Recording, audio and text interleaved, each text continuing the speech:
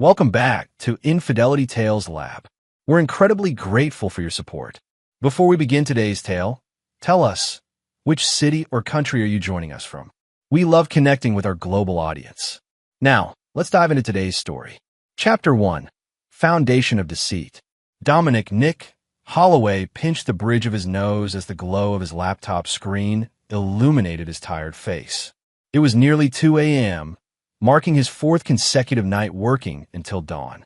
The architectural designs for the Manhattan Stadium project weren't just another job. They represented his chance to finally make partner at Apex Architectural Solutions.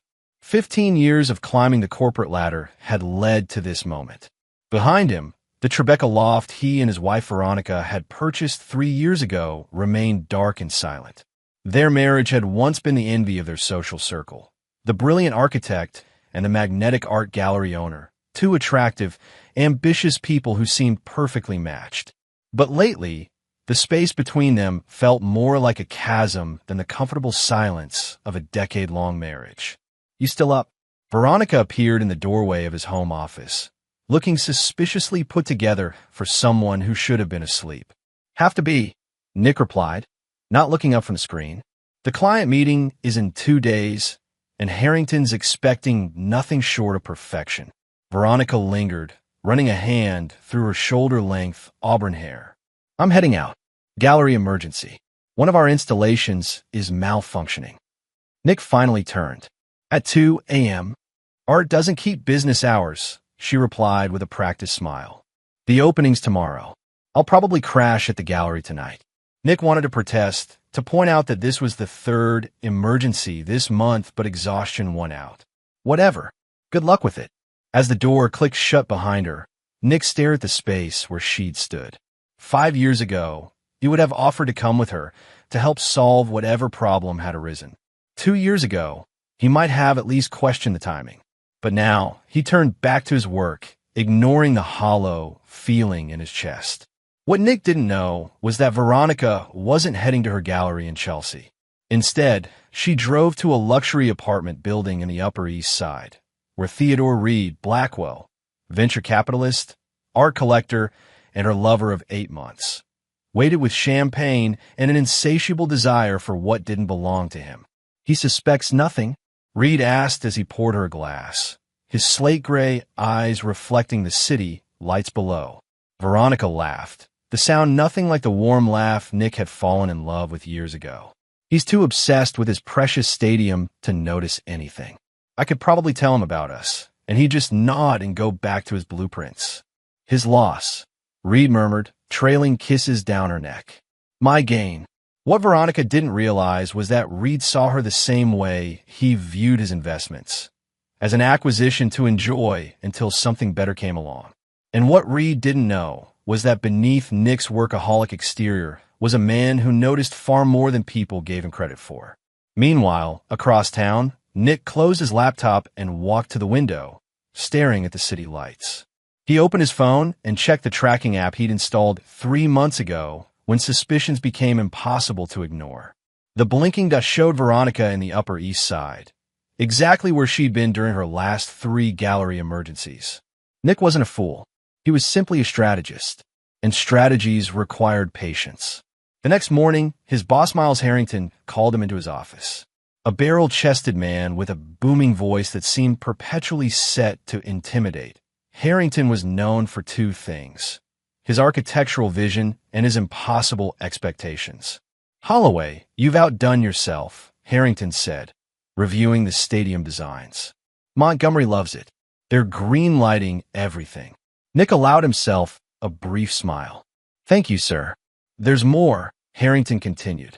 "Montgomery was so impressed he's offered a token of appreciation." He slid an envelope across the desk. 2 tickets to the Super Bowl. 50-yard line. All expenses paid. Nick stared at the envelope. The Super Bowl, something he'd dreamed of attending since childhood. His father, a construction worker who'd helped build 3 NFL stadiums but never could afford to attend a game in them, would have been ecstatic. "That's incredible," Nick managed. "You've earned it," Harrington replied. Now, about the partnership track. They discussed Nick's future of the firm, but his mind kept returning to the tickets. For the first time in months, he felt genuine excitement. Maybe this could be a new beginning for him and Veronica, a chance to reconnect away from the pressures of work and the growing distance between them. That evening, he arrived home early, the envelope tucked safely in his jacket pocket. He'd stopped for groceries, planning to cook her favorite meal, something he hadn't done in too long.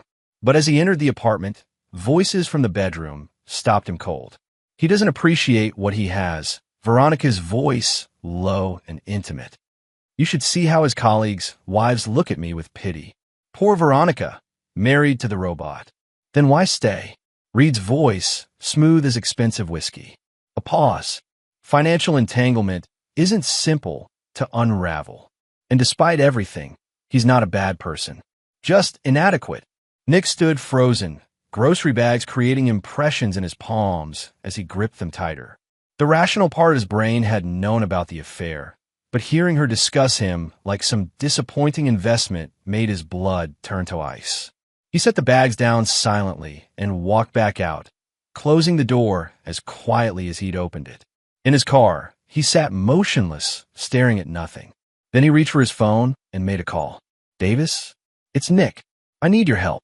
Leroy Davis had been Nick's best friend since college, a cybersecurity specialist whose moral compass occasionally pointed in unorthodox directions.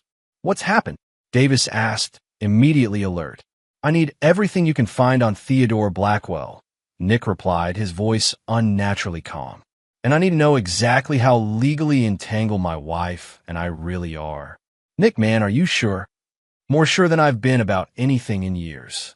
That night, Nick checked into a hotel. He didn't confront Veronica. He didn't rage or throw accusations. He simply began to plan. Because if there was one thing Nicholas Holloway understood perfectly, it was structural integrity and how to make something collapse. Chapter 2. The Stolen Victory.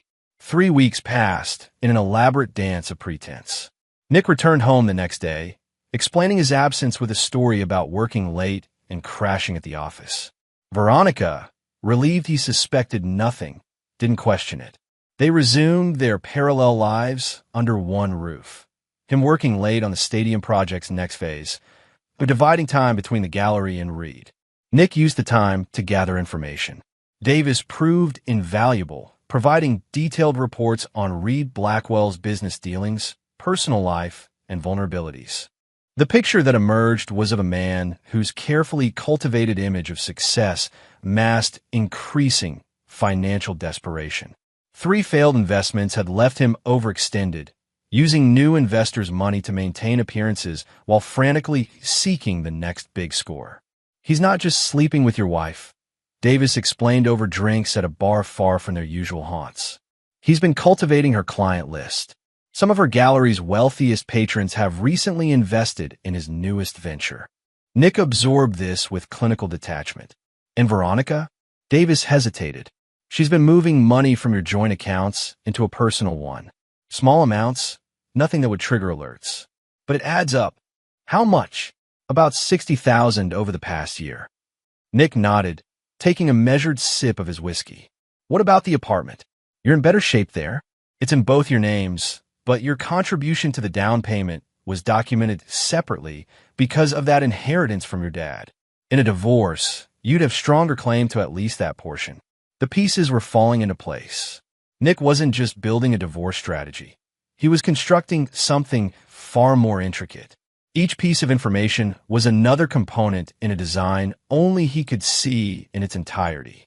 At work, Nick received increasing recognition for the stadium project. Harrington had begun introducing him as our next partner at client meetings. The Super Bowl tickets remained in Nick's desk drawer, a reminder of what should have been a celebration, but had instead become a catalyst for what was to come. As January progressed, Nick casually mentioned the Super Bowl to Veronica over one of their rare shared dinners.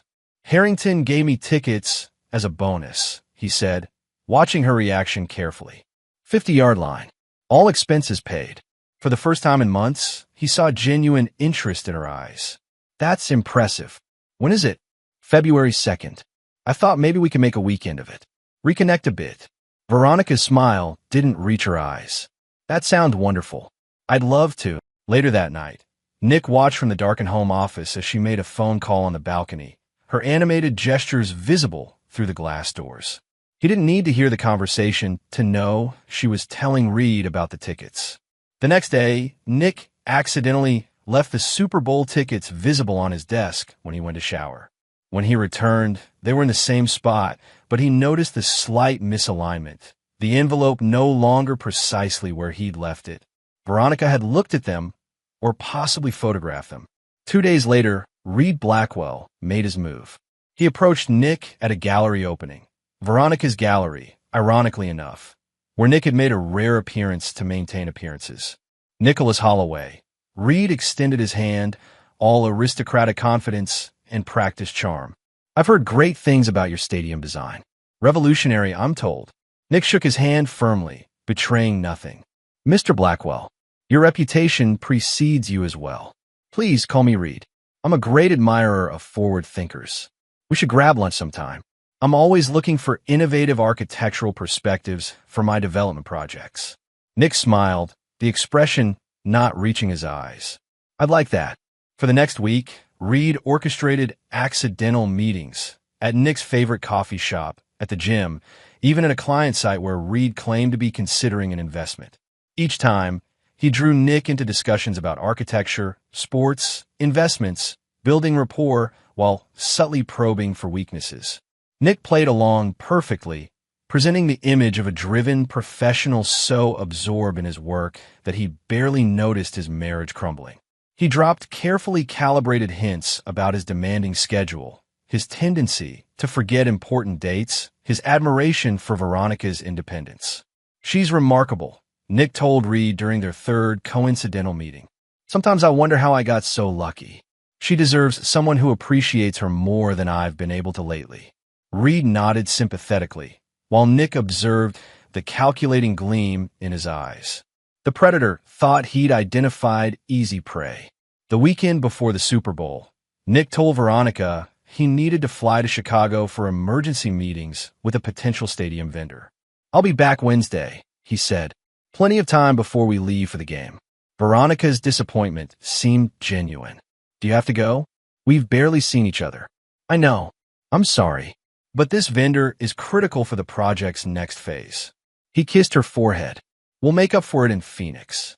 As soon as Nick's flight departed, Veronica invited Reed over. They made love in a marital bed, drank Nick's prized whiskey collection, and laughed about how oblivious he was. He has no idea who he's married to, Veronica said, nestled against Reed's chest. Reed traced patterns on her bare shoulder. Speaking of the Super Bowl, I was thinking, why should he get that experience when he doesn't even appreciate what he has? Those tickets are wasted on someone who'd probably bring his laptop to the game. Veronica propped herself up on one elbow. What are you suggesting? I'm suggesting that you deserve that weekend more than he does. We deserve it. Reed's eyes gleamed with mischief. Imagine us, instead of you and robot husband, enjoying the game, the parties, the experience. He'd noticed the tickets missing. Veronica protested, but weakly. Would he? The man who forgets anniversaries and works through vacations? Tell him you packed them. By the time he realizes they're gone, we'll be watching the game. The idea took root, blossoming under Reed's careful cultivation. By Monday, Veronica had convinced herself that Nick didn't deserve this opportunity, that taking the tickets was almost a righteous act against his neglect. On Tuesday evening, while Nick was still allegedly in Chicago, Veronica located the tickets in his desk drawer. For a moment, doubt flickered. This felt different from the emotional affair that had evolved into a physical one, different from the small withdrawals from joint accounts. This was outright theft. Then she remembered Nick's repeated late nights, the forgotten birthday, the way he'd looked through her at their anniversary dinner while mentally reviewing blueprints. She took the tickets. When Nick returned on Wednesday, a day earlier than expected, he noticed immediately that the tickets were gone. Rather than confronting Veronica, he waited for her to bring it up. She didn't. Thursday morning, as they prepared for what was supposedly their trip to Phoenix, Nick finally spoke. Have you seen the Super Bowl tickets? I can't find them. Veronica's expression was a masterclass in feigned concern. I thought you had them. Did you check your desk? They're not there. Nick frowned, watching her closely. I hope they haven't been misplaced. They're irreplaceable. I'm sure they'll turn up, Veronica reassured him, avoiding his eyes. Maybe they're in your briefcase. The charade continued through the evening, with Veronica eventually suggesting they postpone packing until morning. Nick agreed placidly, betraying no suspicion. That night, he heard her on the phone in the bathroom, whispering urgently. When she emerged, her expression was resolute. Nick, I have to tell you something, she began, perching on the edge of the bed. My gallery has an emergency situation with an important client. I need to fly to Chicago tomorrow morning. Chicago. Nick repeated, his tone neutral. What about Phoenix? Veronica launched into an elaborate explanation about a collector threatening to pull his entire collection over a dispute, the gallery's financial future hanging in the balance.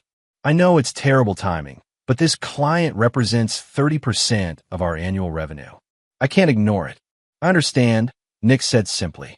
Business comes first. It always has. Veronica looked momentarily taken aback by his easy acquiescence. You're not upset? Would it change anything if I was? He shrugged. Do what you need to do. Relieved, Veronica promised to make it up to him. They could watch the game on television when she returned, she suggested. Maybe take a different trip in the spring. The next morning, she left for what she claimed was the airport. Nick watched from the window as she wheeled her suitcase not toward a taxi, but toward Reed Blackwell's waiting Maserati. Only when they'd driven away did Nick allow himself a cold, satisfied smile. He took out his phone and sent a text to Davis. It's done. They took the bait. Davis replied immediately. Operation Last Laugh is a go. Chapter 3. The Architect's Blueprint. While Veronica and Reed flew to Phoenix, Nick set his plan in motion. The first step was ensuring his financial security. Working with Davis and a forensic accountant named Prishinair, who specialized in high-conflict divorces, Nick documented every unauthorized withdrawal Veronica had made from their joint accounts. She's been careless, Prishin noted, reviewing the records in her downtown office. Transferring money directly from joint accounts to her personal one creates a clear paper trail. Nick nodded. She never thought I'd check. This will strengthen your position considerably, Prisha continued. But what about the apartment? That's your biggest shared asset. I've got something special planned for that. Nick replied, a hint of steel in his voice. While the financial preparations continued, Nick initiated Phase 2, evidence collection. With Davis's help, he retrieved all the surveillance footage he'd gathered over the past 3 months. Cameras hidden in their apartment, GPS tracking data from Veronica's car, recorded phone conversations courtesy of spyware Davis had installed on her devices during routine maintenance when Veronica complained about performance issues. Some of this might not be admissible in court, Davis warned as they reviewed the material in his home office, surrounded by monitors displaying security protocols that would make government agencies envious. Court is the least of my concerns, Nick replied. This is about leverage, not legality. The video footage was damning. Veronica and Reed in intimate encounters throughout the apartment, including in Nick and Veronica's bed. The phone recordings captured their plotting, including explicit discussions about using Nick connections and resources to further their respective ambitions. She really thought you were an idiot, Davis remarked, shaking his head as they listened to Veronica mocking Nick's dedication to his work. People see what they expect to see, Nick replied without emotion. She expected a workaholic to absorb in blueprints to notice his wife's betrayal. So that's what I showed her.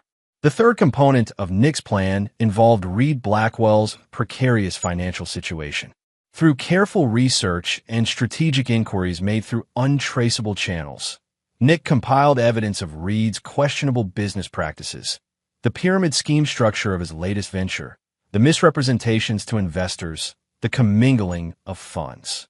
This guy's one SEC investigation away from an orange jumpsuit, Davis whistled as they reviewed the documents. How did he maintain his reputation for so long? The same way he seduced my wife, Nick replied. Style over substance. A carefully maintained facade hiding the rot beneath. He sorted through the files, selecting specific documents. These go to his 3 largest investors. This set goes to the business press. And these, He separated a third stack. These go to his ex-wife's lawyer. Davis raised an eyebrow. Brutal. Fair, Nick corrected. He tried to take what's mine. I'm returning the favor. While Veronica and Reed enjoyed luxury box seats at the Super Bowl, Nick spent the weekend preparing for Monday, when the real game would begin. Sunday night, he received a text from Veronica. Flight delayed. Back tomorrow afternoon. Sorry about the tickets. Hope you watch the game. Nick replied with calculated nonchalance. No worries. Watch with Davis. Great game. Safe travels. She had no idea that while she'd been celebrating with Reed, Nick had been systematically dismantling the foundation of her comfortable life. Monday morning dawned clear and cold. Nick arrived at the office early, submitted his final designs for the stadium project's next phase, then met with Harrington. I need 2 weeks personal leave, he said without preamble. Harrington frowned. We're entering a critical phase, Holloway. The timing isn't ideal.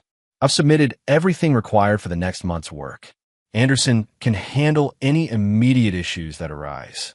Nick maintained steady eye contact. This is non-negotiable. Family emergency. Something in Nick's expression must have conveyed the gravity of the situation. Harrington nodded slowly. 2 weeks. But I expect you reachable by phone. Understood. By noon, Nick had cleared his desk and informed key colleagues of his temporary absence. At 2 p.m., he received a text from the security company he'd hired. Subjects returning to residence now. Nick smiled.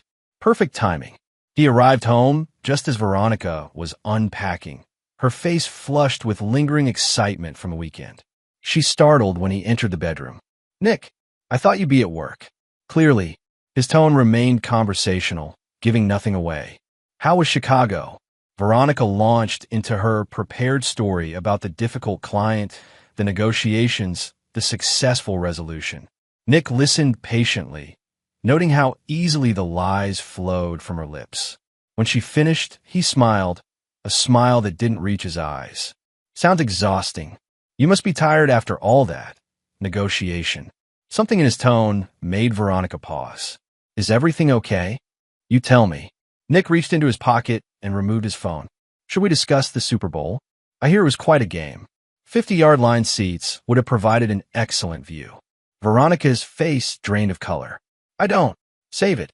Nick's voice remained calm, but now carried an edge that made Veronica take an involuntary step back. We both know where you were this weekend. And with whom? Nick, I can explain.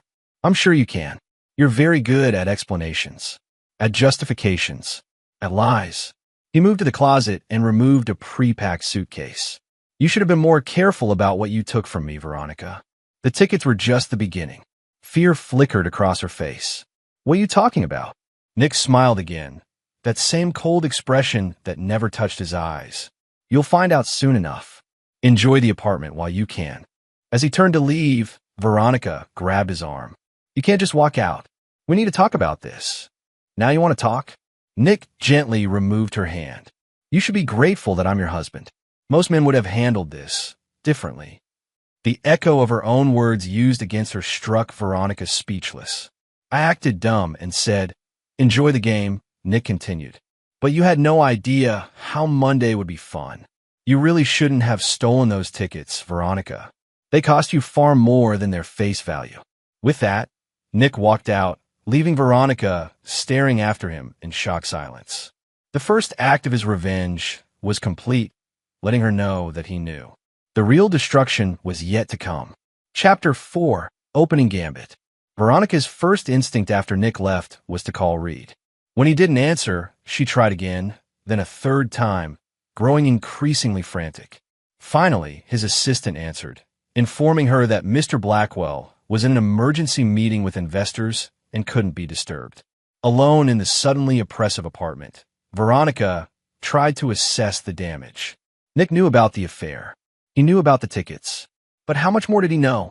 She logged into their joint bank accounts and was relieved to see the balances unchanged. Her separate account, where she'd been transferring small amounts, seemed secure as well. Perhaps Nick's threats were just that, threats from a wounded husband. She poured herself a glass of wine, trying to steady her nerves. By morning, he'd probably cool down. They could discuss divorce terms like rational adults. After all, Nick had always been reasonable, practical. What Veronica didn't know was that Nick had no intention of being reasonable. Not anymore. Across town, in a hotel suite Davis had secured under a false name, Nick initiated the next phase. First, he contacted Prissionaire. Time to freeze the joint accounts, he instructed, and proceed with the other financial measures we discussed. Next, he called Miles Harrington. I appreciate the personal leave, Nick said without preamble. But there's something else I need to discuss. It's about Theodore Blackwell, the venture capitalist. Harrington sounded surprised. What about him? He's been approaching our clients, using information obtained through inappropriate channels. Information that could only have come from internal Apex documents. There was a long pause. That's a serious accusation, Holloway.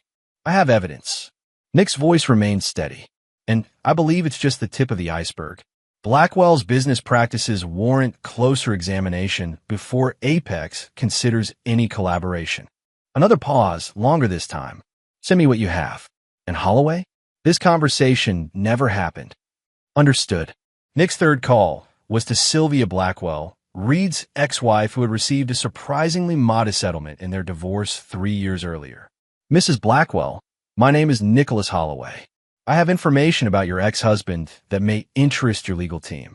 By midnight, Nick had set 6 separate destruction sequences in motion, each designed to strike Reed and Veronica from different angles. Then he turned off his phone, took a sleeping pill, and got his first full night's rest in months. The next morning, Veronica awoke to financial chaos. Her cards were declined at Starbucks. When she called the bank, she discovered all joint accounts had been frozen pending investigation of suspicious activity. Her separate account remained accessible, but the modest balance wouldn't sustain her lifestyle for long. Her gallery assistant called next, panic evident in her voice. Veronica, there's a problem. Hansen and the Donovans both called to withdraw their collections and cancel all pending purchases. What? They wouldn't say exactly, but Hansen mentioned something about questionable business associations and potential legal complications. Veronica felt the ground shifting beneath her feet. Hansen and the Donovans were not only her biggest clients, but they were also recent investors in Reed's new venture. The timing couldn't be coincidence. When she finally reached Reed around noon, his usually smooth voice was strained. I can't talk now, he snapped. I'm dealing with a situation. Nick knows, Veronica said without preamble. About us. About the tickets. He's frozen our accounts. Reed's momentary silence spoke volumes. Has he contacted you directly? Made any specific threats or demands? No, he just left. Said I should enjoy the apartment while I could, whatever that means. Listen carefully. Reed's voice lowered. Don't contact him. Don't acknowledge anything. Let your lawyers handle all communication. My lawyers. Veronica felt a surge of panic. Reed, I don't even know if I can afford lawyers right now. Everything's frozen. Use your personal accounts. Reed replied dismissively. I have to go. I'll call you later. But he didn't call later, or that night, or the next day. Meanwhile, Nick moved through his plan. On Wednesday, he met with a high-profile divorce attorney named Maxwell Rodriguez, who had a reputation for handling messy divorces with unexpected strategies. Fascinating approach, Rodriguez remarked after Nick outlined his plan. Unusual, but potentially effective. You understand there are risks. Life is risk, Nick replied. The question is whether the potential reward justifies it. Rodriguez studied him thoughtfully.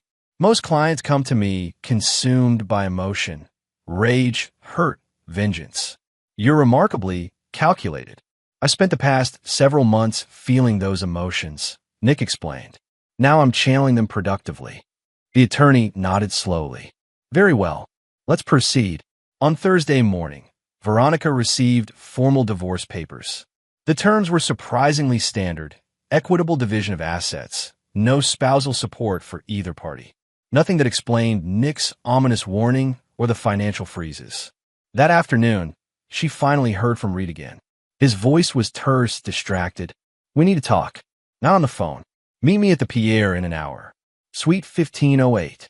When Veronica arrived, she found Reed looking disheveled, his usual polished appearance marred by dark circles under his eyes and a rumpled shirt. "What the hell is going on?" she demanded. "I haven't heard from you in days." Reed poured himself a generous scotch before responding. "Your husband is what's going on. The quiet architect isn't as oblivious as you thought." He explained that 3 of his largest investors had simultaneously withdrawn their funding, citing concerns about management practices.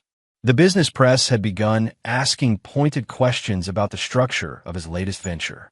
Most alarmingly, his ex-wife's lawyers had filed motions to reopen their settlement based on newly discovered evidence of financial concealment. All of this started the day after we returned from Phoenix, Reed concluded. "The day your husband confronted you. That's not coincidence." Veronica sank onto the suite sofa. "What does this mean? For us?" Reed's laugh held no humor.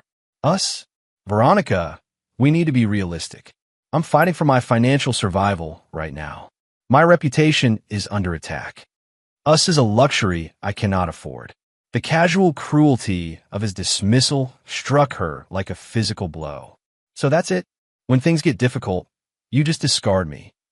"Don't be dramatic." Reed drained his glass. "We had fun, but I'm not going to war with your husband when I'm already fighting on multiple fronts." As the full import of his words sank in, Veronica felt a surge of anger. "You pursued me.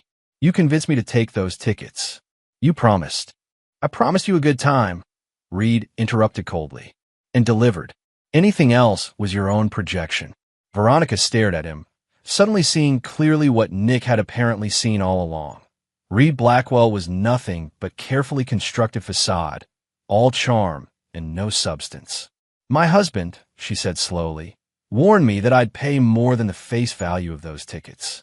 I think he meant both of us." Reed shrugged. "Perhaps, but I suspect you'll pay the higher price. After all, I only lose money. You lose everything." As Veronica left the hotel, she felt a creeping sense of dread. She had underestimated Nick catastrophically. The quiet, work-focused man she dismissed as boring and oblivious had been setting a trap, and she had walked into it with breathtaking naivete. Back at their apartment, she found another surprise waiting. A courier-delivered envelope contained information about an open house scheduled for Sunday. Their apartment was apparently on the market, though she had signed no listing agreement. When she called the real estate agency, the agent informed her that Nicholas Holloway had exclusive right to sell the property based on documentation they had on file. "But I'm his wife," Veronica protested. "I own half this apartment." "According to our records, Mrs. Holloway, your husband's initial investment from his inheritance established controlling interest in the property. The documentation was quite clear." Veronica hung up, her mind racing. She vaguely remembered signing papers about Nick's inheritance when they purchased the apartment, but she'd been focused on interior design plans, not legal details. She needed legal help, but her usual attorney refused her call. Eventually, she reached a junior lawyer at a less prestigious firm who agreed to review her situation. "This is complex," the young attorney said after examining the documents Veronica provided. "Your husband appears to have been planning this for some time. The apartment arrangement is unusual but legally sound based on these documents." "But half of it is mine," Veronica insisted. "Actually, no. According to this agreement you signed, his inheritance was separate property that purchased 70% interest in the apartment. You own 30%. Veronica felt the walls closing in. She tried calling Nick again, but his phone went straight to voicemail. That night, as she sat alone in the darkened apartment, her phone chimed with a text notification. It was from a number she didn't recognize. "Check your email." Moments later, an email arrived from an anonymous account. The attachments were videos, dozens of them, showing her and Reed together in various locations throughout the apartment, including their marital bed. The final attachment was an audio file of her and Reed mocking Nick, planning the ticket theft, discussing their future. There was no accompanying message. None was needed. Veronica deleted the email with shaking hands, but the knowledge remained. Nick had evidence of everything, and based on his actions so far, he was just getting started. Chapter 5: Collateral Damage.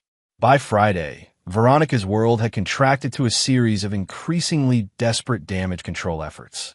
Her gallery assistant called to inform her that a health inspector had arrived, citing an anonymous tip about code violations. The resulting inspection found numerous issues requiring immediate, expensive remediation. Simultaneously, her largest artist withdrew his work, citing reputational concerns after receiving anonymous information about ethical irregularities in the gallery's business practices. 3 upcoming exhibitions canceled within hours of each other. When Veronica managed to reach her accountant, the news grew worse.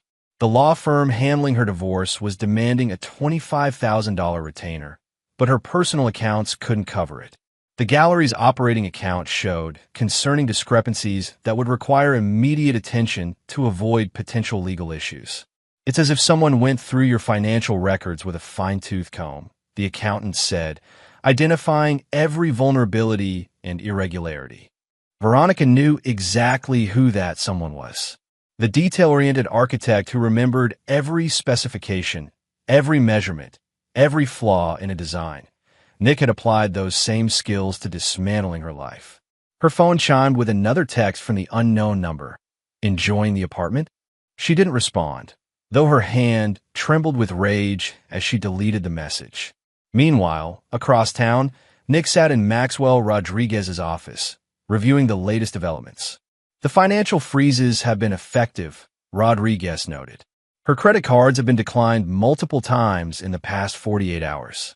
The gallery situation is deteriorating rapidly. Nick nodded, and Blackwell, in full retreat. His investors have called for an emergency audit. 2 board members have resigned. The SEC hasn't formally announced an investigation, but sources indicate it's imminent. Perfect. Nick's expression remained impassive. And the apartment showing? Scheduled for Sunday as planned. We've already received 3 expressions of interest based on the preliminary listing. Nick allowed himself a small smile. Excellent. Now about the gallery lease. Rodriguez raised an eyebrow. That's where things get complicated. The lease is solely in her name. Your leverage there is limited. I don't need leverage, Nick replied. I need information. Specifically about her landlord. Understanding dawned on Rodriguez's face. You're thinking of purchasing the building. I'm thinking of discussing some necessary renovations with the current owner, Nick corrected. Renovations that might require terminating current leases. Rodriguez made a note. I'll have the information by this afternoon. As Nick left the attorney's office, his phone rang, Davis with an update on the surveillance. She's unraveling, Davis reported. Try to call Blackwell 6 times in the past hour. He's not answering. She's contacted 3 different attorneys. The first 2 declined to represent her after receiving certain anonymous information packets. And the third, junior associate at Kleinman and Weber. Green, inexperienced. Perfect. Nick nodded, though Davis couldn't see it. And the other matter? The safe deposit box. Accessed this morning as instructed. Contents verified and secured. Good. Keep monitoring. Let me know if anything changes. Nick's next stop was a nondescript office building in Midtown, where he met with Harvey Winston, a private investigator whose services Davis had recommended. Mr. Holloway, Winston greeted him, his weathered face impassive. Your friend explained the situation. Unusual request, but doable. Discretion is essential, Nick emphasized. No traces, no witnesses. That's why I charge premium rates, Winston replied with a thin smile. Speaking of which, Nick handed him an envelope containing cash. Half now, half upon completion. Winston nodded. I'll need 48 hours. The timing must be precise for maximum impact. You'll have it. Just make sure everything is documented exactly as we discussed. As Nick left the meeting, he felt a momentary pang, not of regret, but of recognition. He had become someone he wouldn't have recognized a year ago. The man who had once believed in fairness, in second chances, in the fundamental decency of people, had been systematically replaced by someone colder, harder, more ruthless. But that transformation hadn't happened overnight. It had happened gradually, with each discovered lie, each betrayal, each moment of calculated cruelty from the woman who had vowed to love him. His phone buzzed with a text from an unfamiliar number. "You've made your point. Let's talk." V. Nick deleted it without responding. The time for talking had ended months ago. Sunday arrived with picture-perfect weather for an open house. Nick arranged to observe remotely through the security system he'd installed. Veronica had attempted to prevent the showing by simply not leaving, but the real estate agent arrived with a uniformed security guard and documentation of her legal right to show the property. "You can certainly stay, Mrs. Holloway," the agent said pleasantly. "But I should mention that all prospective buyers have been informed of the unusual circumstances. Your presence might generate uncomfortable questions." Veronica left, her expression murderous. The open house proceeded smoothly, with 3 serious offers by closing, all well above asking price. Monday morning, Veronica arrived at her gallery to find the locks changed and a notice of lease termination due to upcoming essential building renovations. When she called the building management company, she was informed that ownership had recently changed hands, and the new owner was exercising his right to terminate leases with appropriate compensation as outlined in Section 23B of her agreement. "Who is the new owner?" she demanded. "I'm not at liberty to disclose that information," the manager replied smoothly. "The appropriate documentation will be provided through legal channels." But Veronica already knew, just as she knew who had sent the anonymous tips to health inspectors, who had contacted her artists with concerns, who had isolated her from her financial resources and professional network. She found herself standing in front of the luxury apartment building where Reed maintained his penthouse. The doorman, who had once greeted her with deferential recognition, now regarded her with cold suspicion. "Mr. Blackwell has left instructions that he's not accepting visitors," he informed her. "Call him," Veronica insisted. "Tell him it's urgent." The doorman made a show of calling up, then shook his head. "Mr. Blackwell is unavailable." As she turned to leave, she noticed a woman being escorted into the building, tall, elegantly dressed, with a confident bearing of old money. With a shock, Veronica recognized Sylvia Blackwell, Reed's ex-wife. The final dismissal from Reed came via text later that day. "My attorneys advise no further contact. This situation has become untenable. I wish you well." Veronica stared at the message, understanding with crystal clarity that Reed had cut her loose completely. The man who had pursued her relentlessly, who had whispered promises of a future together, had discarded her at the first sign of trouble. In desperation, she went to Nick's office building. The security guard in the lobby called up, then shook his head.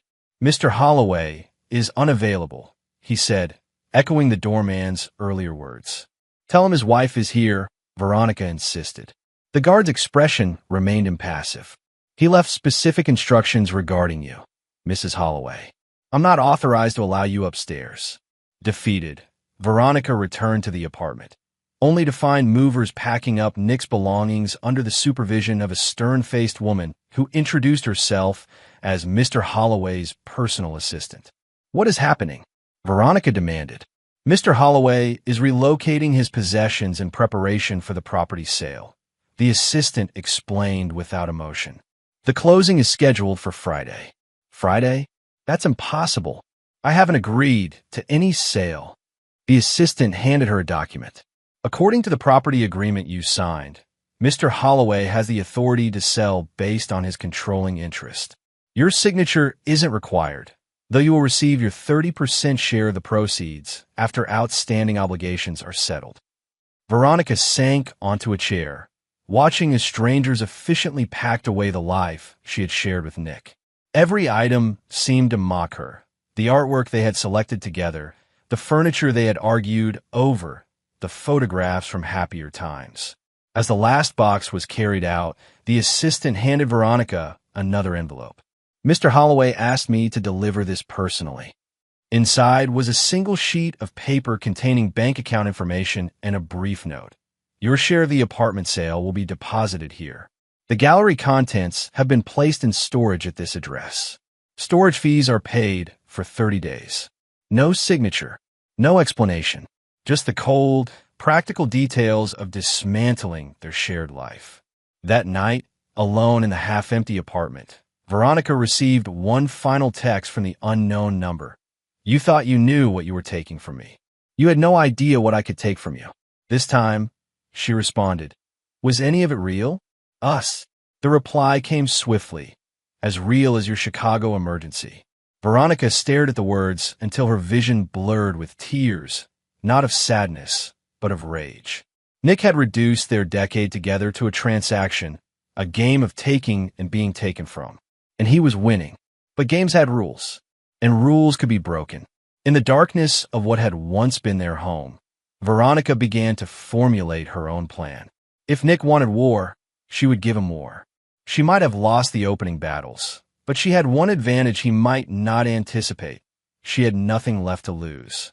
Chapter 6. Desperate Measures.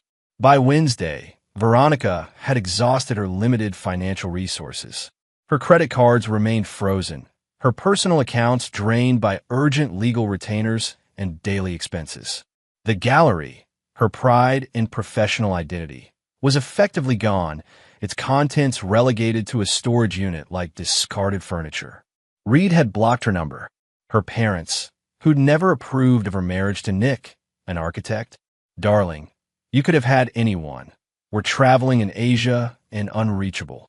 Friends had become suddenly busy when she called, her social circle evaporating as rumors of her personal and professional collapse spread through their shared networks.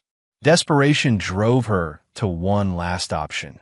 Margot Sutherland, her older sister with whom she'd maintained a strained relationship since their mother's contentious estate division 5 years earlier. I need help, Veronica admitted, pride dissolving under necessity as they sat in Margot's modest Queens apartment. Just temporarily. Alone until I can access my share of the apartment sale.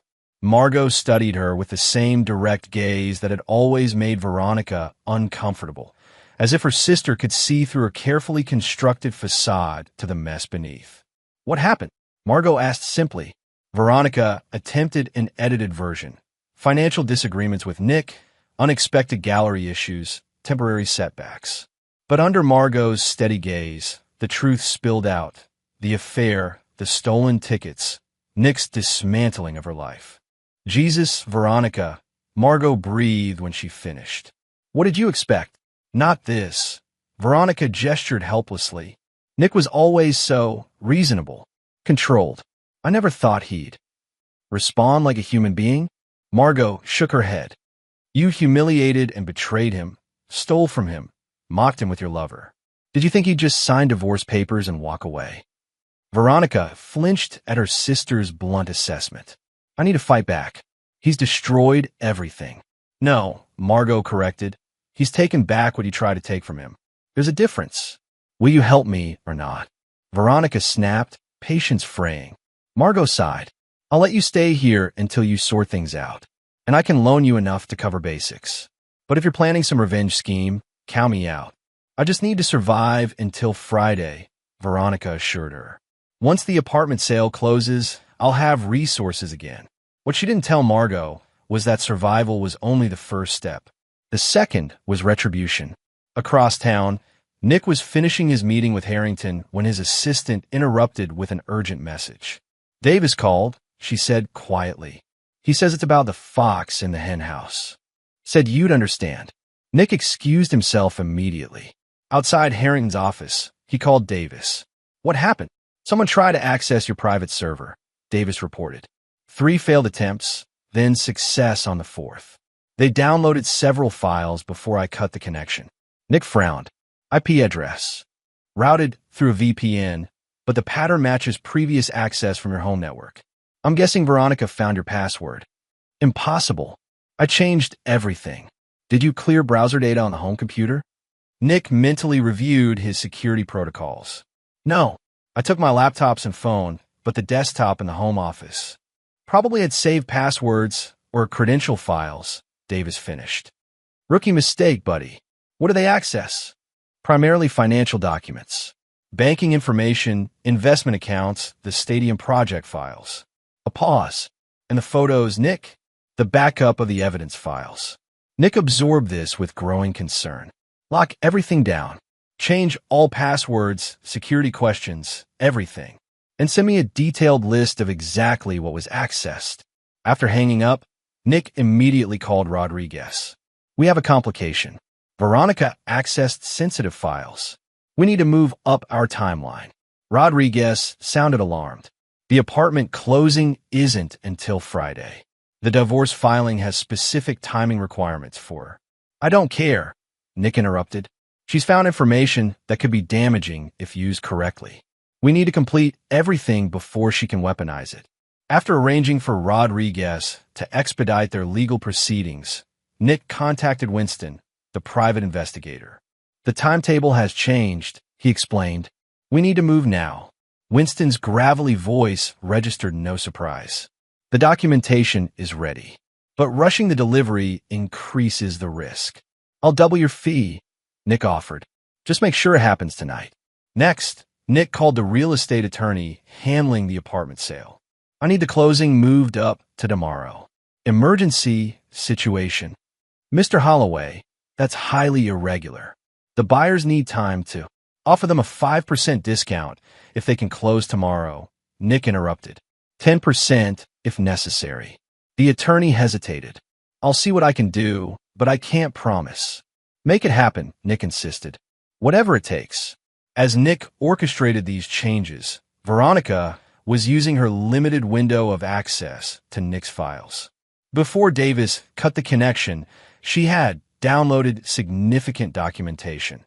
Not just financial records, but emails between Nick and Davis discussing their surveillance operation, communications with Rodriguez outlining the revenge strategy, and most crucially, evidence of potentially illegal methods used to gather information. He's not as careful as he thinks, Veronica muttered as she sorted through the files on Margot's laptop. Though the revenge plan was methodical, its execution had left traces, evidence that could potentially be used against Nick if properly leveraged. She composed a careful email to her attorney, attaching selected documents that suggested Nick's actions crossed legal boundaries. Review immediately, she wrote. Potential for countersuit based on illegal surveillance, financial coercion, and tortious interference. What Veronica didn't realize was that Nick had anticipated this move. The file she'd accessed contained subtle modifications. Dates altered, conversations edited, context removed. Without the encryption keys Davis had implemented, the documents appeared incriminating but were essentially useless as evidence. That evening, as Veronica was strategizing with her increasingly interested attorney, the trap Nick had set sprung shut. A courier delivered an envelope to Margot's apartment containing photographs. Not of Veronica and Reed, but of Veronica in an intense conversation with another man entirely, outside an upscale hotel in Midtown. The accompanying note was brief. Evidence of additional infidelity has been provided to all relevant parties. Surveillance conducted by licensed investigator Winston Associates at the request of Nicholas Holloway. Veronica stared at the photos in confusion. The man was a complete stranger. She had never seen him before. The date stamp indicated Wednesday of the previous week, when she had been at a gallery event, not at any hotel. These are fake, she told Margot, who had observed her reaction with concern. Nick is setting me up. Before Margot could respond, Veronica's phone rang, her attorney. Mrs. Holloway, I've received some disturbing information, he began awkwardly. Given the circumstances, I don't believe I can continue to represent you. What information? Veronica demanded, though she already knew. Evidence suggesting multiple infidelities, including as recently as last week. Combined with the financial irregularities we've already discussed, this creates a conflict that those photos are fake. Veronica interrupted. Nick is framing me. The attorney's voice cooled noticeably. Mrs. Holloway, the documentation comes from Winston Associates, one of the most reputable investigation firms in the city. They've provided sworn affidavits and multiple witnesses. I'm afraid I must terminate our professional relationship effective immediately. After hanging up, Veronica turned to Margot, who was watching her with a mixture of pity and skepticism. You don't believe me either, Veronica realized. Margot sighed. I want to. But Veronica, given everything you've already admitted, I made mistakes, Veronica acknowledged, desperation edging her voice. I betrayed Nick. I stole from him. But these photos are fabricated. I've never seen that man before. But even as she protested, Veronica recognized the elegant simplicity of Nick's strategy. By establishing her documented infidelity with Reed, he had created a foundation of credibility for these new accusations. Who would believe her denials when her previous deceptions were already confirmed? Her phone chimed with another text from the unknown number. Check your email. Final offer. The email contained a revised divorce settlement, significantly less favorable than the original. Her share of the apartment proceeds reduced to 15%. No alimony. Complete release of all claims against Nicholas Holloway in exchange for withdrawal of all documented evidence of multiple infidelities and financial improprieties. The message was clear. Accept these terms or face complete destruction. In that moment, something broke in Veronica, the last remnant of the woman who had once shared dreams and built a life with Nicholas Holloway. In its place rose someone new, someone forged in the crucible of desperation and rage. She replied to the text with 2 words, "Not yet." Then she called the one person who might still be persuaded to help her, Reed Blackwell. When he didn't answer, she left a voicemail. "I have evidence implicating you in financial fraud through my gallery. Surveillance recordings of our conversations about investor recruitment. Nick has copies, but so do I. Call me back, or I send everything to the SEC tonight." It was a bluff, but a calculated one. Nick's surveillance had indeed captured damning conversations, but Veronica didn't have access to those files. What she did have was knowledge of Reed's vulnerabilities and desperation equal to her own. Within 20 minutes, Reed called back. "What do you want?" he asked without preamble, his voice tight with suppressed anger. "One last meeting," Veronica replied. "Tomorrow morning. I have a proposition that benefits us both." "I doubt that very much." "It's simple," Veronica continued as if he hadn't spoken. "We both want the same thing, for Nicholas Holloway to suffer. I know how to make that happen, but I need resources that only you can provide." A long silence followed. "Where and when?" "The Pierre. 8 a.m. Come alone, or the SEC gets everything." After hanging up, Veronica turned to find Margot watching her with concern. "What are you doing?" Margot asked quietly. "Surviving," Veronica replied. "Isn't that what you told me to focus on? This sounds more like self-destruction." Veronica laughed, a hollow sound devoid of humor. "Maybe, but if I'm going down, I'm not going alone." That night, as Veronica slept fitfully on Margot's couch, Nick received confirmation that the apartment closing had been rescheduled for the following afternoon. Winston reported that the fabricated infidelity evidence had been successfully planted with key individuals, including Veronica's attorney and family members. Phase 3 complete, Davis confirmed when Nick called for an update. All systems secured. No further unauthorized access detected. And the final surveillance sweep of the apartment? Completed this evening. All devices retrieved. No evidence remaining. Nick should have felt satisfied. His plan was working perfectly. Veronica was isolated, discredited, and facing financial ruin. Reed Blackwell was in professional free fall, his reputation destroyed, his business collapsing. Yet as Nick sat alone in his hotel suite, victory tasted strangely hollow. The man he had been, the man who believed in fairness and second chances, whispered that perhaps he had gone too far. He silenced that voice ruthlessly. Fairness had died the moment Veronica betrayed their vows. Second chances had become irrelevant when she stole not just tickets, but his dignity, his trust, his belief in the life they had built together. Tomorrow would bring the culmination of months of planning. The apartment would be sold. The divorce terms would be finalized. Nicholas Holloway would emerge intact, if not unscathed, while Veronica and Reed would be left to rebuild from ruins. Justice, Nick told himself. Not vengeance. Justice. But as he finally drifted towards sleep, the distinction seemed increasingly meaningless. Chapter 7. Unexpected Alliance. Reed Blackwell arrived at the Pierre precisely at 8, looking considerably less polished than during their affair. His bespoke suit couldn't hide the strain of the past week. The shadows under his eyes, the tightness around his mouth, the slight tremor in his hands as he ordered coffee. "Make it quick," he told Veronica without preamble. "I have a board meeting at 10. A meeting to discuss your imminent removal as CEO?" Veronica asked with feigned innocence. "Or the SEC inquiry?" Reed's jaw tightened. "What do you want, Veronica? More empty threats won't help either of us." "Not threats. Opportunities." Veronica leaned forward. "Nick has systematically destroyed both our lives. You've lost investors, reputation, possibly your company. I've lost my gallery, my home, my financial security. Your point? My point is that separately, we're finished. Together, we might have a chance." Reed's laugh held no humor. "Together? You're delusional. Associating with you further would be professional suicide." "Perhaps," Veronica acknowledged. "But what if I told you I have evidence that could derail Nick's perfect revenge plan? Evidence that could potentially restore your reputation and salvage what's left of my dignity." Something flickered in Reed's eyes. Not trust, certainly, but the faintest spark of interest. "What evidence?" Veronica removed a USB drive from her purse. "Nick has been, but not perfect.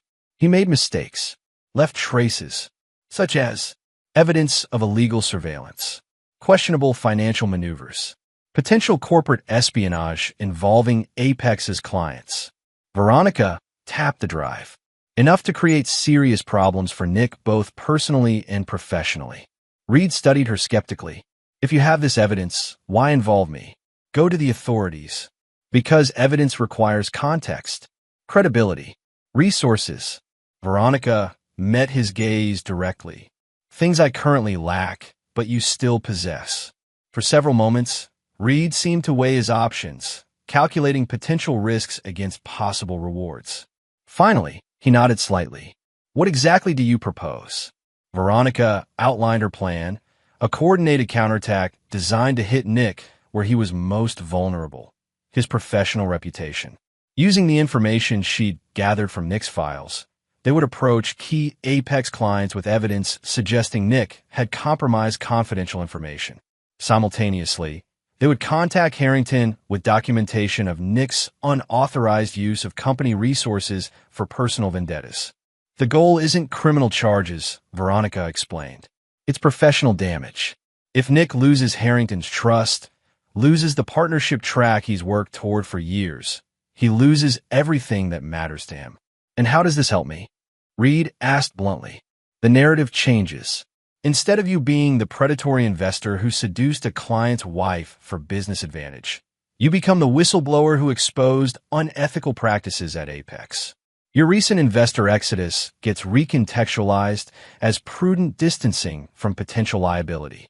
Reed's expression remained skeptical, but Veronica could see him processing the potential benefits. "And what do you want in return?" "Financial support until I can rebuild, and your connections to establish a new gallery." Veronica's voice hardened. "I accept that my marriage is over, that my reputation is damaged, but I refuse to let Nick erase me completely." After further discussion and review of the files Veronica had obtained, Reed reluctantly agreed to her proposal. Not from trust or affection, those had never truly existed between them, but from the pragmatic recognition that aligned interests created temporary allies. As they finalized details, neither noticed the elegantly dressed woman sitting 3 tables away, apparently absorbed in her newspaper, but actually documenting their entire conversation through a discreet recording device. Sylvia Blackwell had developed certain skills during her marriage to Reed, most notably the ability to gather information others preferred to keep private. When Nick Holloway had approached her with evidence of Reed's financial deceptions during their divorce, she had recognized a kindred spirit, someone else who understood that information was the most valuable currency. Their arrangement had been simple. Sylvia would monitor Reed's activities during the execution of Nick's revenge plan, providing early warning of any countermoves. In exchange, Nick would share all financial intelligence he gathered on Reed, strengthening Sylvia's position in the reopened divorce proceedings. Now, as Veronica and Reed concluded their plotting, Sylvia discreetly sent a text to Nick. Fox and Vixen hunting together. Full recording to follow. Intervention required. Across town, Nick received the message during his final review meeting with Rodriguez before the apartment closing. "We have a complication," he informed the attorney, showing him the text. "Apparently Veronica and Reed have found common ground." Rodriguez frowned. "That could be problematic, depending on what they're planning. The apartment closing is in 3 hours. The divorce terms are ready for filing. Proceed as scheduled," Nick instructed, "but prepare contingencies for potential professional complications. They'll likely target my position at Apex." As Nick contemplated this new development, he received Sylvia's audio recording. Listening to Veronica and Reed plotting against him, he felt a curious lack of emotion, as if he were reviewing an architectural problem requiring technical adjustment rather than a personal attack requiring emotional response. When he finished listening, he called Harrington directly. "I need to meet with you immediately," Nick said without preamble. "There's a situation developing that affects both me personally and Apex professionally." Harrington, who had never appreciated Nick's directness, surprisingly agreed without question. "My office. 30 minutes. In Harrington's corner office overlooking Midtown, Nick laid out the entire situation. His marriage's collapse, Veronica's affair with Reed, the Super Bowl tickets, and his subsequent actions. He explained Veronica and Reed's planned counterattack without minimizing his own questionable choices. "They'll approach you within the next 24 hours, Nick concluded. "They'll present evidence suggesting I used Apex resources inappropriately and compromised client confidentiality." Harrington had listened silently, his expression unreadable. Now he leaned back in his chair, studying Nick with unexpected intensity. "Why tell me this?" he asked finally. "You could have denied everything when they came forward." "Because denial would require lying to you," Nick replied simply. "And because I respect you too much for that." Harrington nodded slowly. "And did you use company resources for this personal vendetta?" "Yes," Nick admitted. "I used my access to client information to identify Reed's business connections. I leveraged relationships I developed through Apex to isolate him professionally." "That's a serious breach of ethics, Holloway." "I know." Harrington fell silent again, his fingers forming a steeple as he considered the implications. Finally, he spoke. "5 years ago, my wife had an affair with my brother."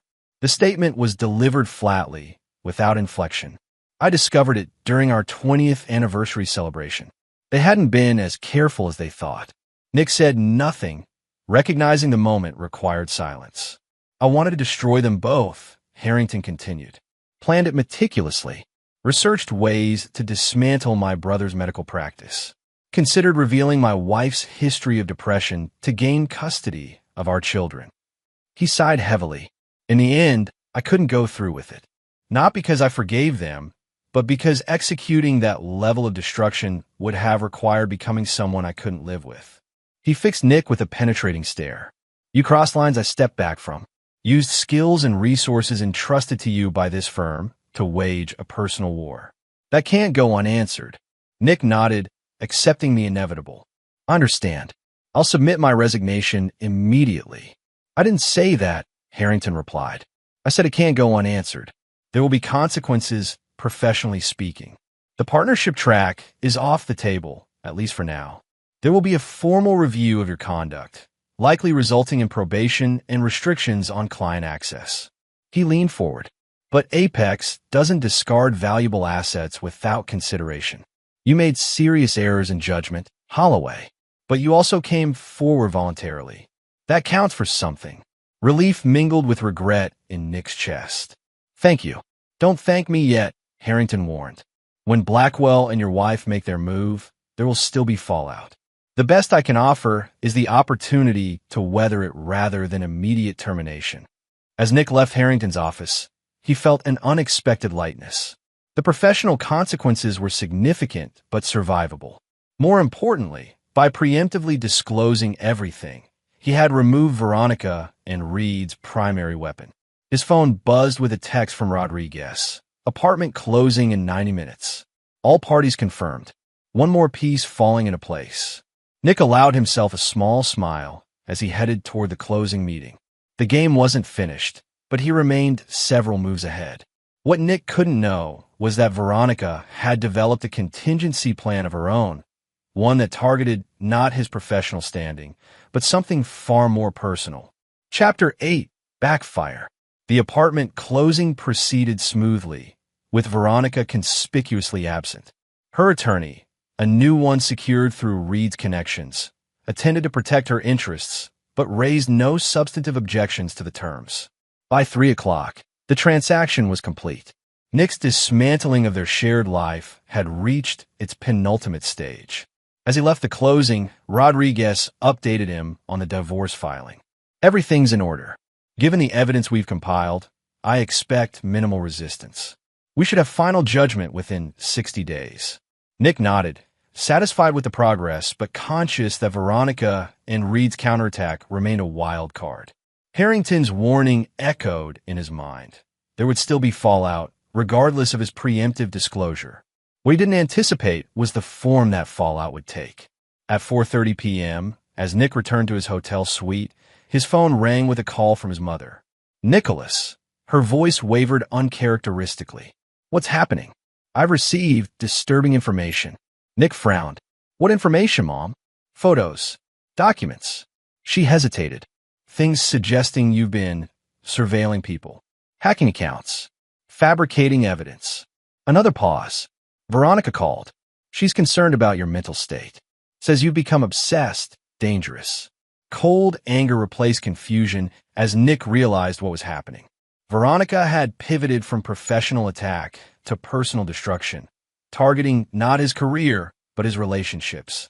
"It's complicated, Mom," he replied carefully. "Veronica and I are divorcing. It's not amicable. She mentioned that.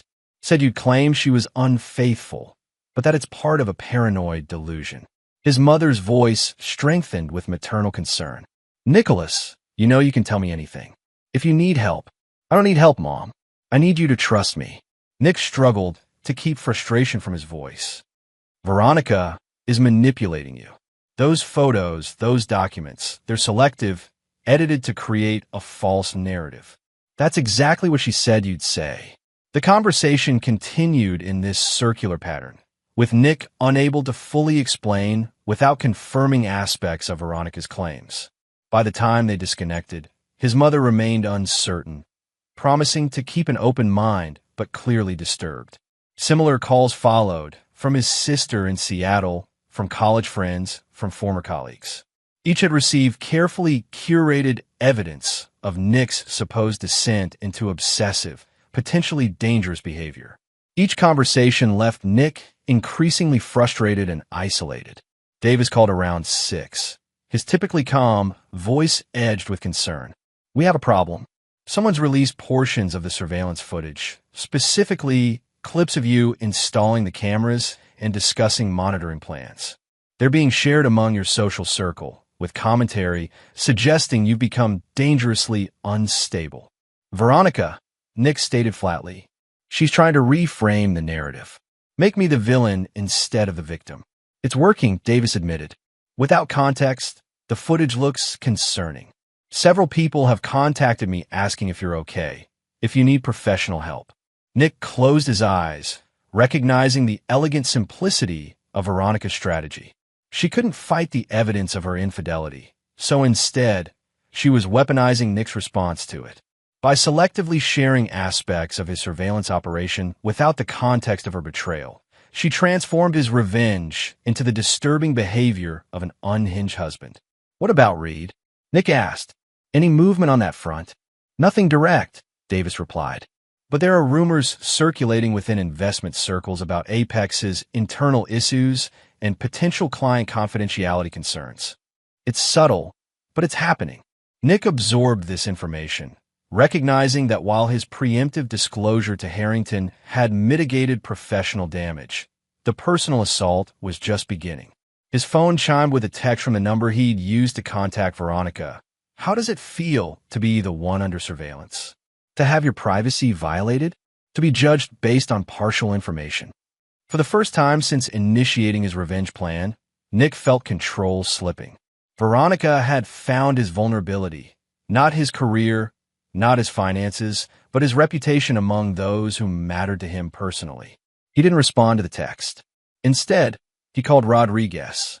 "We need to accelerate everything," Nick instructed. "File for emergency hearing on the divorce terms. I want this finished, legally binding, as quickly as possible." "That's possible," Rodriguez replied cautiously. "But rushing creates risks. If a judge perceives we're trying to railroad the process." "I understand the risks," Nick interrupted. "But Veronica has launched a different kind of attack. The longer this drags on, the more damage she can inflict." After ending the call, Nick paced his hotel suite, reassessing the situation. He had focused so intently on destroying Veronica's professional and financial stability that he'd underestimated her capacity to adapt and counterattack. The architect had failed to anticipate a critical design flaw in his revenge structure. At 9 that evening, Nick received another call from Winston, the private investigator. "We have a situation," Winston stated without preamble. "Ms. Holloway has approached one of my associates with evidence that the surveillance photos we provided were fabricated." Nick frowned. "What kind of evidence?" "Credit card records showing she was at a gallery event during the alleged hotel meeting. Witness statements confirming her presence. She's threatening to file formal complaints with the licensing board." "Could she prove the photos were falsified?" Winston hesitated. "Not definitively, but she's creating enough doubt to cause problems. If this escalates to formal investigation." The implication was clear. Winston's reputation and license could be damaged if Veronica pursued this aggressively. "What do you need?" Nick asked directly. "Distance," Winston replied. "If questioned, I'll have to acknowledge that certain documentation may have been misinterpreted to protect my business." Another support beam in Nick's revenge structure weakened. "Understood." After hanging up, Nick called Davis again. "I need options," Nick stated. "Veronica is systematically undermining everything we've built. The personal attacks, the pressure on Winston, the whisper campaign against Apex. She's learning from you," Davis observed. "Using your playbook, targeting foundations, creating leverage, exploiting vulnerabilities." "Not helping, Davis."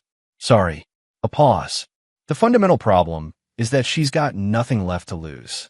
You took everything: her marriage, her gallery, her social standing, her financial security. She's operating from scorched earth, which makes her dangerous." Nick recognized the truth in this assessment. His revenge had been so complete that it had eliminated Veronica's incentive to settle or surrender. "What would you suggest?" Nick asked, genuinely seeking guidance for the first time since initiating his plan. Davis considered. "A reset. Offer something that gives her a reason to stop fighting. Not because you're weak, but because continued mutual destruction benefits neither of you." The suggestion ran counter to everything Nick had been working toward. His revenge had been designed to be absolute, leaving Veronica with nothing. The thought of compromising now, when he was so close to complete victory, felt like failure. Yet as text messages continued arriving, friends expressing concern about his disturbing behavior, colleagues mentioning rumors about Apex's internal issues, Nick recognized that Pyrrhic victory was still defeat. He spent the night reviewing his options, reassessing priorities, recalculating acceptable outcomes. By morning, he had formulated a new approach: not surrender, but strategic realignment. His first call was to Rodriguez, instructing him to prepare modified divorce terms. Next, he contacted Harrington, requesting a meeting to discuss resolution strategies for the situation with Reed Blackwell. Finally, he reached out to Prisha Nair, the forensic accountant, asking her to prepare detailed analysis of sustainable separation scenarios. As these pieces were put in motion, Nick crafted a carefully worded message to Veronica. "This mutually assured destruction benefits neither of us. I propose a conversation about acceptable resolution. Today, neutral location, no attorneys." Veronica's response came an hour later. "Why should I trust you?" Nick considered carefully before replying. "Because continuing this war leaves us both with nothing. And contrary to what you believe, that was never my goal." A longer pause this time. "Finally, Branford Tea Room." 2 p.m. Come alone. Nick arrived at the elegant Midtown tea room 15 minutes early, selecting a table with good sight lines, but sufficient privacy for sensitive conversation. Veronica entered precisely at 2, her appearance noticeably different from the polished gallery owner she'd been just weeks earlier. Stress had left visible marks, shadows under her eyes, tension in her movements, a wariness that hadn't existed before. "Thank you for coming," Nick began as she sat. "Skip the pleasantries," Veronica replied coldly. "What resolution are you proposing?"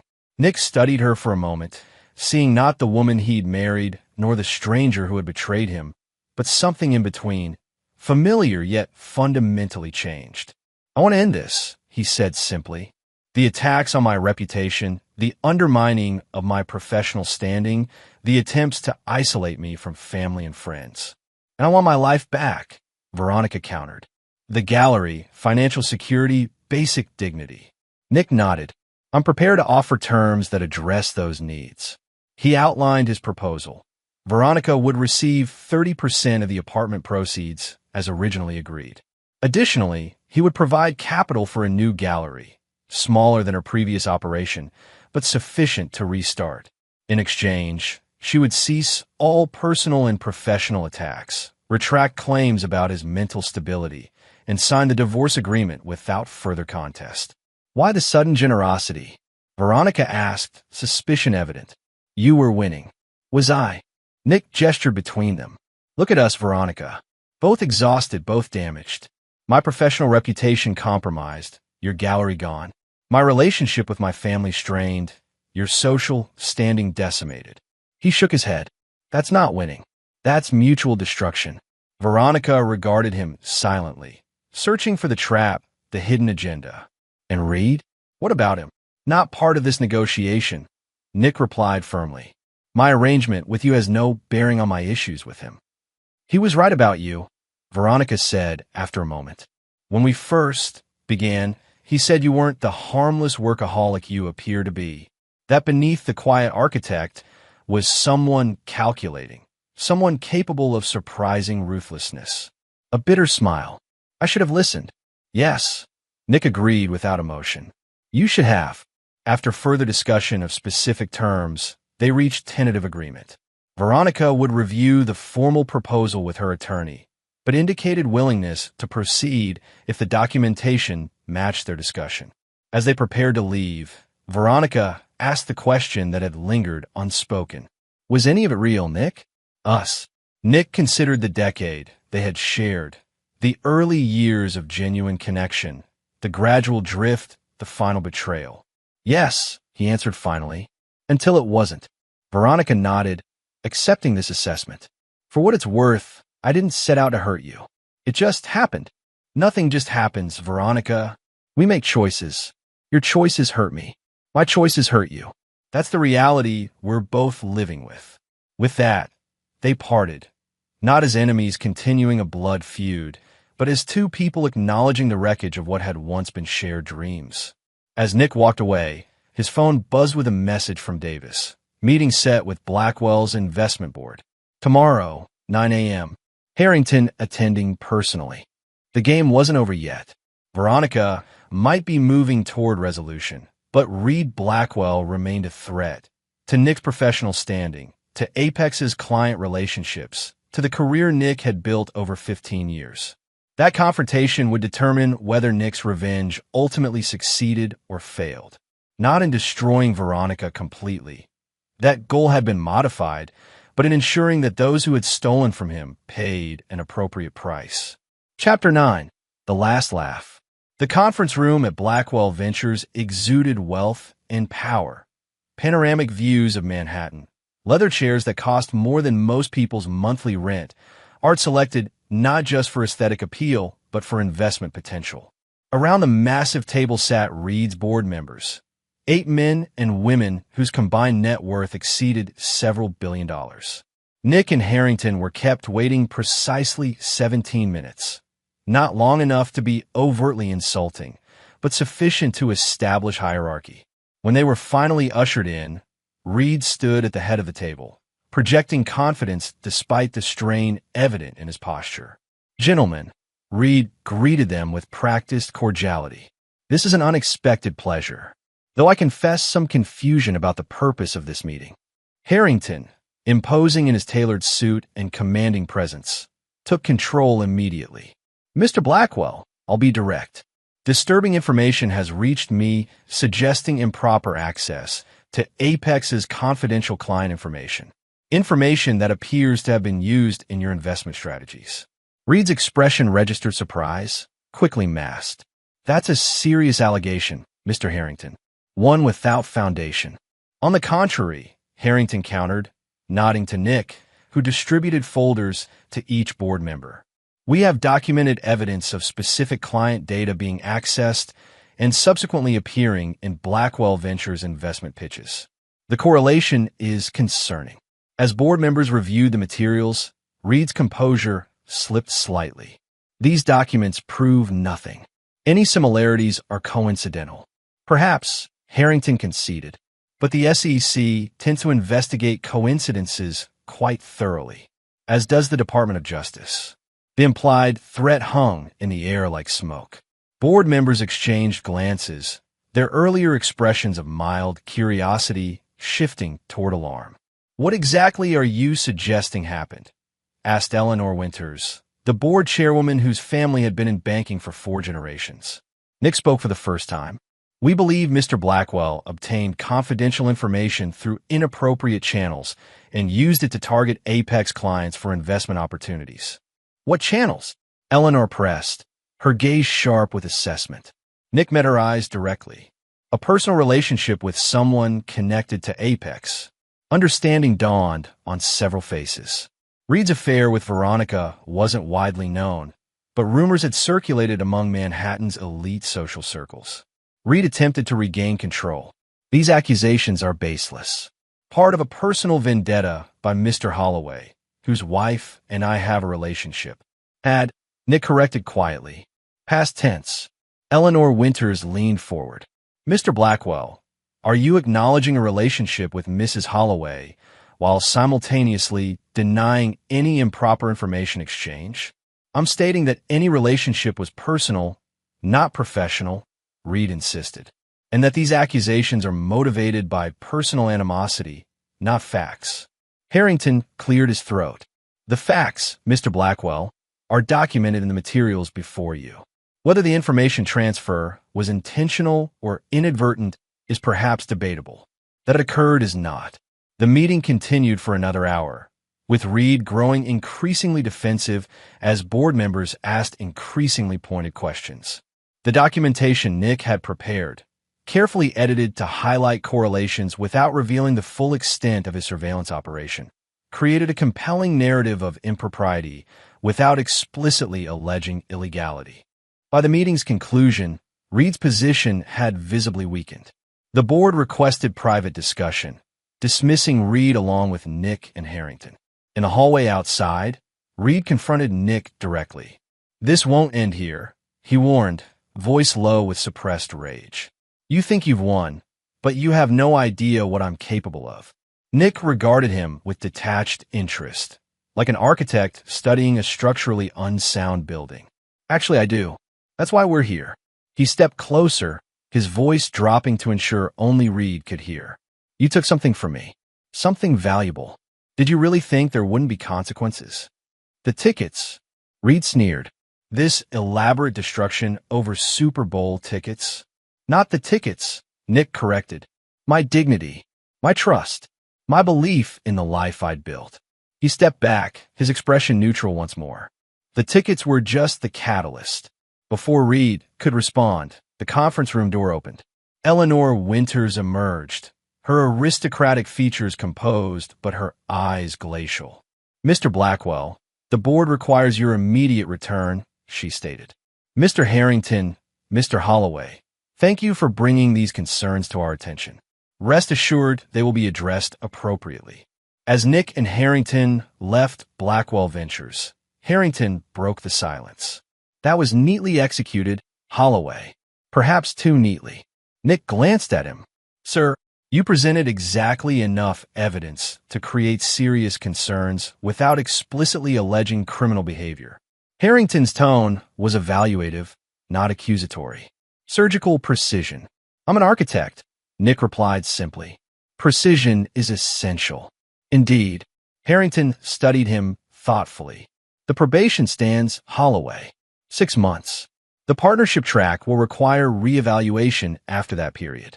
But I'm inclined to believe you've learned something valuable from this situation. Nick nodded, accepting these terms without protest. The professional consequences were significant but survivable.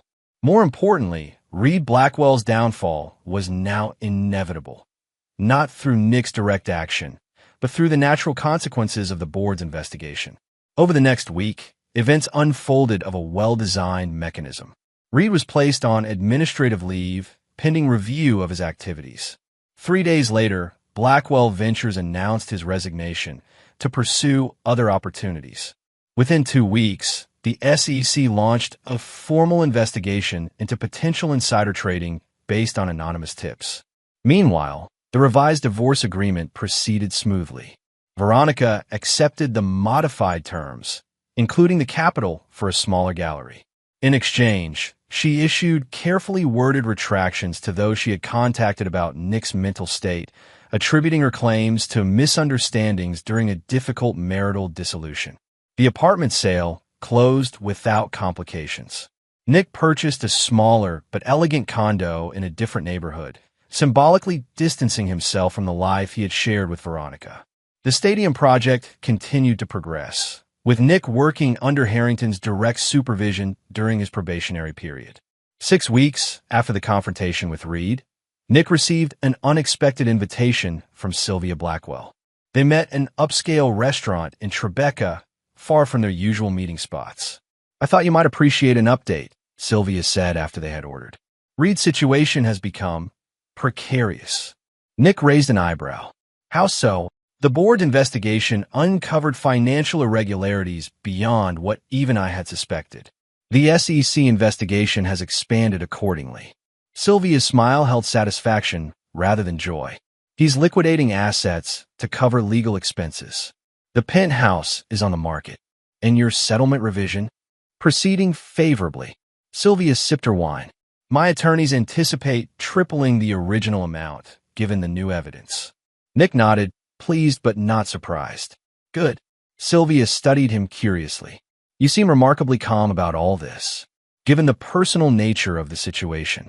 What purpose would continued anger serve? Nick shrugged slightly. Reed is facing consequences.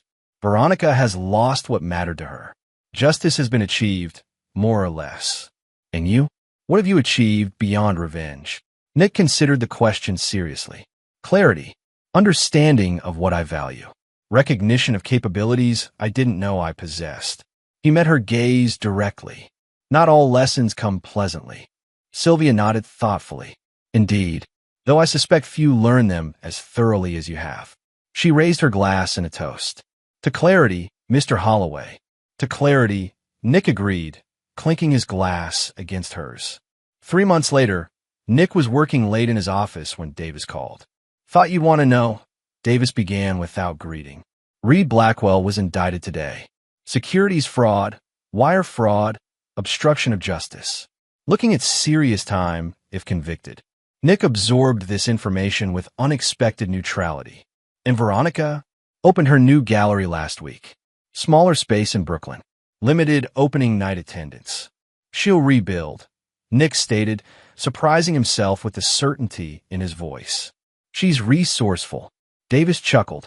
That's surprisingly generous, considering everything. Not generous. Realistic. Nick glanced at the stadium model on his desk, the project that had consumed him during Veronica's betrayal, now nearing successful completion. She made choices. Those choices had consequences. But talent doesn't disappear with poor judgment. After ending the call, Nick stood at his office window, watching the city lights illuminate the skyline he had helped shape. The anger that had driven him for months had gradually transformed into something else. Not forgiveness, certainly, but a form of acceptance. The past couldn't be changed. The future remained to be designed. 6 months to the day after his confrontation with Reed, Nick met with Harrington to discuss his probationary status. You've maintained exemplary performance, Harrington noted, reviewing Nick's file. Client satisfaction remains excellent. The stadium project has exceeded expectations. Thank you, sir. Harrington set down the file. The probation is lifted, effective immediately. Partnership track restored. He fixed Nick with a penetrating stare. With one condition, which is that the man sitting before me is the architect, not the avenger. Harrington's expression softened slightly. I recognize what drove your actions, Holloway, but that path leads nowhere worth reaching. Nick nodded, acknowledging both the opportunity and the warning. Understood. That evening, as Nick was leaving the office, he received a text from an unfamiliar number. Congratulations on the partnership track. You earned it. V. He stared at the message, wondering how Veronica had known about the meeting with Harrington.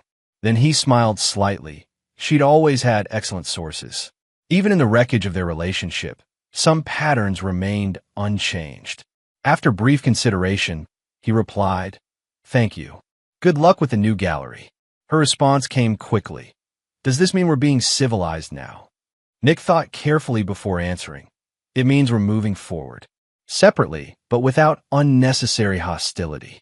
"I can work with that," she replied. Then, after a pause, "For what it's worth, I am sorry. Not just for getting caught, for the choices I made." Nick stood motionless on the sidewalk, pedestrians flowing around him as he considered her words. The man he'd been a year ago might have rejected this olive branch outright.